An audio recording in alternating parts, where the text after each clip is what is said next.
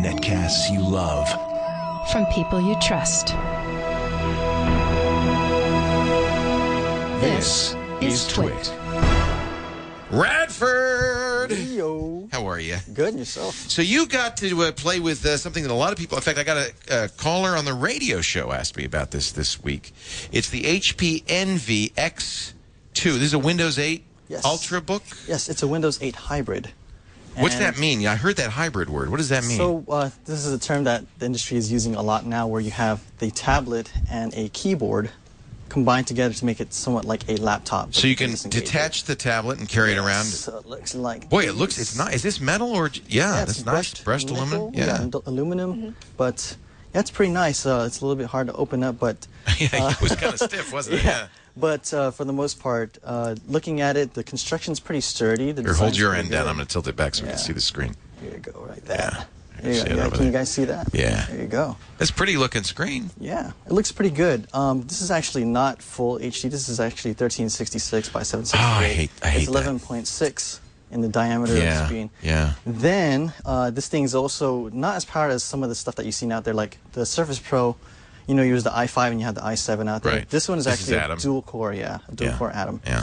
And that seems to, they go hand in hand. The lower res 1368 screens seem to go with the Atom processors, and the 1080p screens seem to go with the i5 and i7 processors. Yeah. So this one's kind of aimed after the, I could say, it's a low cost. Yeah, low cost type of hybrid. But it has 64 gigabytes of storage. Solid state. Solid state, and then it's powered by the Intel, graphics chipset. So no NVIDIA inside or anything like that. And then 2 gigabytes of RAM. So yeah, it's kind of a netbook almost. Yeah, it's kind of like a netbook. Yeah. Is it priced like a netbook? Well, I guess we'll get to that point when we get there. But it's it runs a couple of things pretty well, which is surprisingly from the dual core. But it's lightweight in terms of how speedy it is. So I'm just going to fire this up. So that feels fine. But every Windows 8 machine I've seen scrolls just fine. I think that's Microsoft worked hard to make that snappy. Yeah.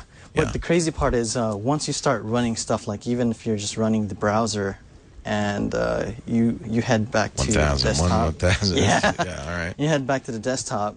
It's still smooth, but the moment you start running more than one task, then you start to see it bog down just a little bit. Only 2 gigs of RAM. Yeah. And it's even more so when you start running games. Yeah. So, and I'm a huge gamer. Yeah. And I run a ton of games on this. Certainly not a gaming machine. No, definitely not. But surprisingly, you can run a couple of things, with decent frame rates. So it's not too bad. All right. Yeah. Hey, let me see it undock. Can you take it apart for me? Let's take it out right here. Oh, look at that. So, as a tablet, what do you think? I mean, it's fairly lightweight, right?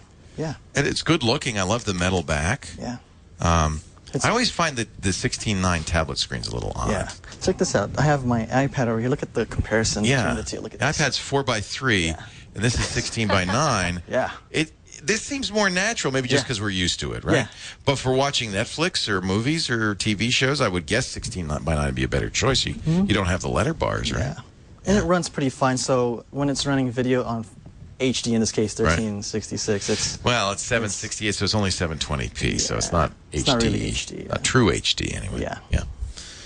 And then we also got, it has a couple HD. of ports in here, so if you check this out. Underneath. So I see the docking connectors, but what are these 3 ports here? So this one is actually just to mount it, and this is the an actual docking port. And that's a port? That's a charging port as well as a dock for the keyboard itself. Uh-huh. And then you have your volume right there on your left hand, and on your right side you have... Volume rockers right there. And you have your power on-off switch right there. Okay. There is one little thing, though, that you have to check out. It's pretty cool, but somewhat hidden. I'll let you do it. It's actually right over here, if you can see that shot. This is a micro SD.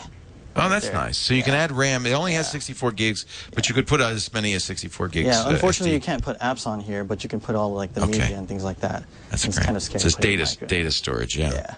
And now I see it has a front and rear camera. Yes. So the front is actually, they call it 1080p HD True View or whatnot, and then you have the rear running at 8 megapixel. Oh, that's pretty high end. Yeah. All right. That's pretty decent. I could even show you some pictures later on. Sure. And then on the keyboard itself, you have a couple of ports here. Is there an extra battery in the keyboard? Yes. So that gives you more battery life. Yeah, it gives you just a little bit more juice. Yeah. So, but it's running with the keyboard. This thing is incredible battery life. I see an HDMI port and a USB port. I see a sound jack. Yes, and then you have, over on this side, you have about you have a USB over here. Yeah, but yeah. And what is that last one there? This one is a charging port. Charging port. So that, it's proprietary from HP. But yeah, it's pretty decent in terms of what you're asking for. But if you're trying to do productivity things and stuff like that, it works fine. Running Office and all that stuff and browsing the web. Right. Once you start, I guess, opening more and more browser windows and start running games, and then it starts to get a little crazy. Can you buy it with more RAM, or is that just the No. That's how it comes. That's how it is. They say they have an option, but it's mostly based on the speed of the RAM versus just... I think that's an Intel thing, isn't it? That they said you can use Atom, but you can't put more than 2 gigs. We don't want to undercut our i5 sales. Yeah. So what are you loading here? A game? I'm actually loading a game called Guns for Hire, just to give a very general view of how the performance is on this machine. And it is touch, right? Yeah, this one is touch-based. This particular game is touch-based. And we'll just go ahead and just start running it in and wreck the place. This is similar to... Well, that's pretty good. 3D rendering. Yeah, it's not too bad. This is an Intel, based... It's HE4000 on the Atom, or is it something different? I'm not totally sure. But...